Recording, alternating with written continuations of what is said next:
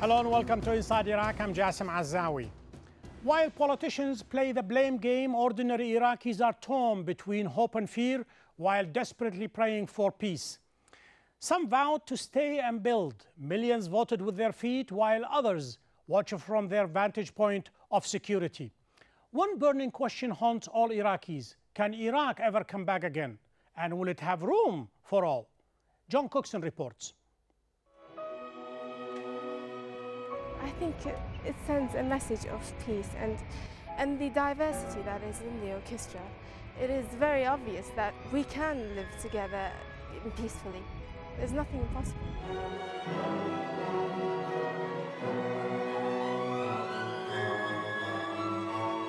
This orchestra has been dubbed the bravest in the world.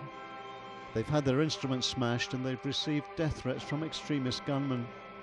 They've lost some members along the way, but pride themselves as symbolising Iraq's indomitable spirit. This orchestra began life as a string quartet back in the 1930s. Then, during Saddam Hussein's time, they enjoyed huge popularity. He liked them, as did Iraq's middle class, a middle class that has now fled the country. The orchestra has survived decades of war, international sanctions too. A US missile blitzed its main concert venue back in 2003. And now these brave musicians are facing sectarian violence and extremists who want them to stop playing Western classical music. So why carry on? Basically, it's a combination of personal interests and efforts and a commitment towards humanity, towards development, towards civilization, towards cultivation, towards achieving personal goals as well. It's a combination of that as well as determination.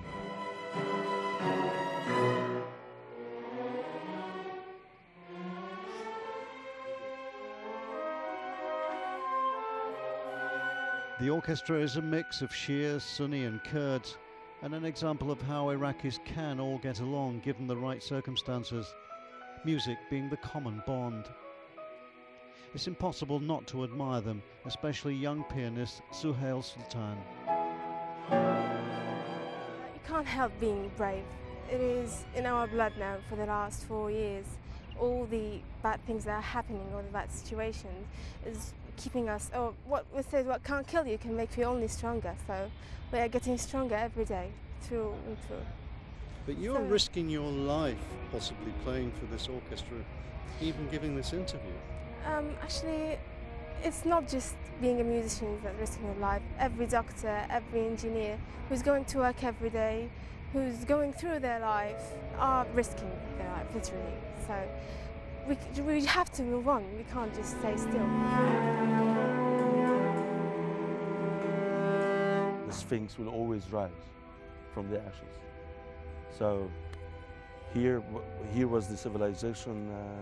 It was the cradle of civilization, and it was at some point the death of civilizations. And I think it's a cycle of events that keeps repeating over and over throughout the history, the rich history of this area, of course.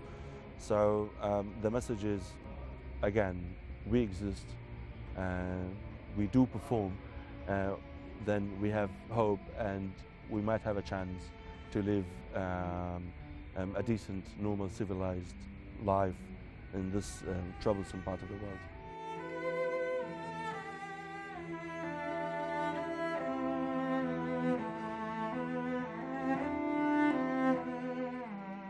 John Cookson in Baghdad for Inside Iraq. For over a year, we've been talking to politicians and scholars from all over the world, from the US, from Iraq, and from the rest of the world. Today, we have decided to speak to ordinary Iraqis. I am joined from Baghdad by Karim Wasfi, the director of Iraqi Orchestra, and from Amman by Hussam Ghazali, an Iraqi businessman, and from Erbil by Dr. Kamran Rasool, a psychiatrist. Gentlemen, welcome to Inside Iraq. Karim Wasfi, we saw you in the package. We are seeing you right now. You would think of all people, you would be the first one to leave Iraq. Many people surprised.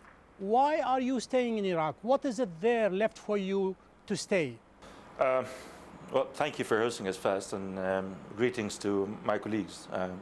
between Erbil and Amman. Well, partially the package that we have just seen, I think, resembles or symbolizes partially an answer for your question, or for my wonders, why would I be deciding to stay in Iraq? Basically, it's the determination, it's the will of survival, I would call it, and it's also the resilience. I wouldn't call it challenge. I wouldn't call my status being in Baghdad challenging every effect on refining and cultivating the scene in Iraq, despite what had occurred a few years ago. That will to stay and build and fight, does it need courage or does it need wisdom in order to see through the desperate times you are going through? I would think both wisdom and courage. And to be honest, everybody probably would disagree with the wisdom part. Probably there isn't much wisdom in deciding to face the turmoil and the dilemma, all the effects of the aftermath of whatever is happening on a daily basis. So it's a combination of both. It's the courage and the wisdom. But again, it's the commitment. It's the commitment towards finding answers for such a question. You are a businessman. You were a very successful businessman in Iraq, and yet you find yourself, for the lack of a better word, a refugee in Amman, Jordan. Why did you leave? In fact, the situation after 2005 has been changed dramatically, especially after the second half of the 2005. So we think that it might be not a bad idea to give it a shot and stay out of Iraq for a while till the situation will be improved and the security will get restored. Though we've left Iraq, we made this decision. I don't know whether it was the right decision or the wrong one, but at least I'm still safe. Wisdom is it's reflects itself with the results, and right now you among perhaps 3 or 4 million Iraqis are scattered all over the place. Kamran Rasool in Erbil, when you see the situation, you are looking at 2 examples. Somebody who decided to stay and build and see it through, and somebody says, I'll come back, but not right now. This is too tough for me. As a psychiatrist, how do you look at that? It's quite difficult for Iraqi people to leave and to stay. First of all, to leave their country. It's quite difficult for them, in psychiatric point of view, to leave your own place, to leave your own environment, and also to detach your root from your, from your atmosphere, from your environment, and going to another place and making the life in another place. It needs quite a lot of energy, first of all. Secondly, for the people staying in own country, Iraq, we know, since 2003, even before that, was a very difficult country to be stayed in it. So the people, if they are staying in own country, maybe they are facing bombs, they are facing maybe attacks, terroristic attacks, or any sort of attacks. So it's quite difficult for both from people inside and even whom leaving Iraq to going to another countries. So in psychiatric point of view, those people, most of them are suffering maybe in the future, or also maybe nowadays suffering from post-traumatic stress disorder or from depression. Viewers perhaps watching this show, they will say, are you kidding me? Are you staying for an orchestra? The country is blown into smithereens. People are killing each other for the simplest reason. And here is Karim Wasfi, he is worried about his darling orchestra. Does it make sense to you what they might think? It would make sense, but it doesn't necessarily will affect my decision. And I sympathize, but I disagree with the concept. The orchestra is as important and I think is as effective as some of these killings are. And don't misunderstand me here, but if the killings are taking place, sanity and logic is also approachable. And it's the moral commitment. The question, again, was, why did I decide to stay?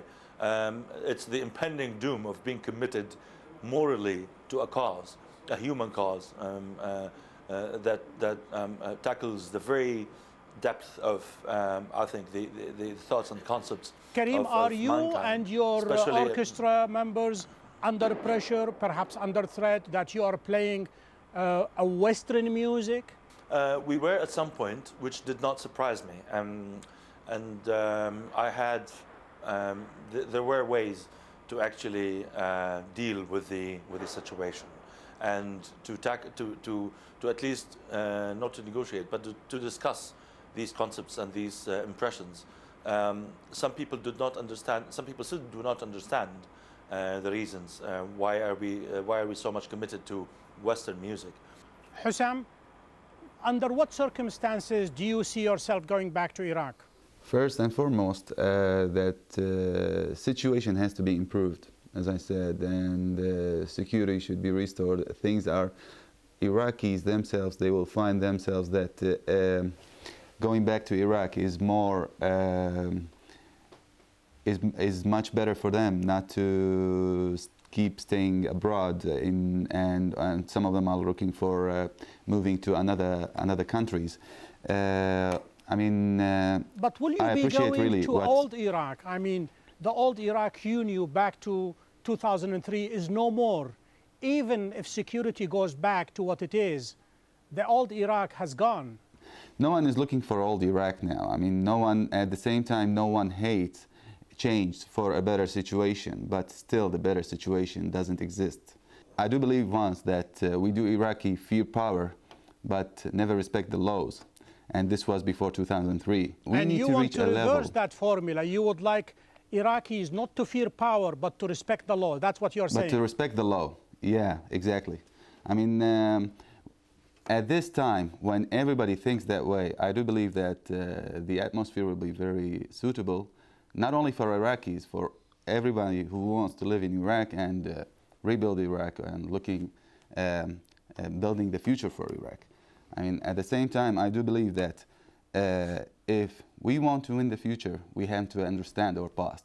Hussam Al-Ghazali, thank you very much. You aptly described the formula to resuscitate Iraq. When we come back, we'll ask Dr. Rasool whether that is possible. Stay with us.